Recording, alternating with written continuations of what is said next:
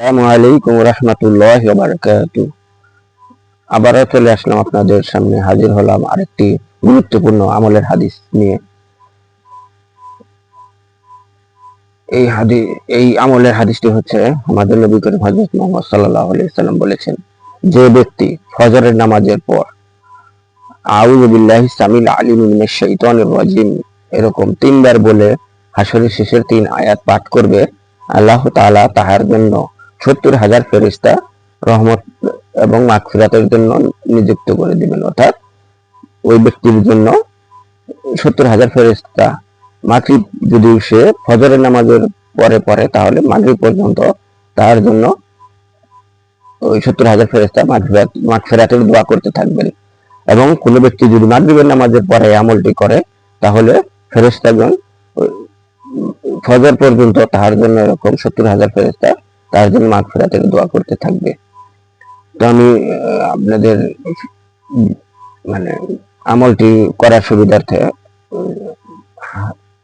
হাসরের শেষে 3 আয়াতটাও বলে দিচ্ছি, যে আমলটি কিভাবে করবেন।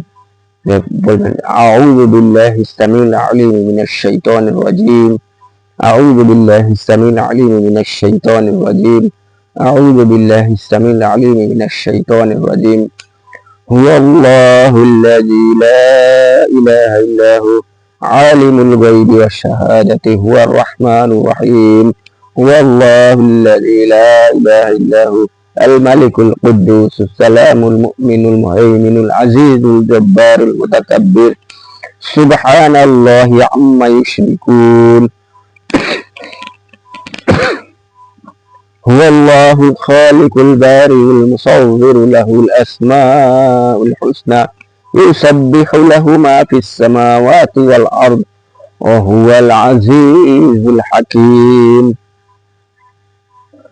তো এরকম আউযু বিল্লাহি সামিল আলিম মিনাশ শাইতানির রাজিম 3 বার বলে হাসরের শেষে 3 আয়াতটা পাঠ করবেন, তাহলে আল্লাহ তাআলা আপনাকে ফজরের নামাজের পরে পড়লে মাগরিব পর্যন্ত 70,000 ফেরেশতা নিযুক্ত করে দিবেন আপনার জন্য মাগফিরাতের দোয়া করার জন্য।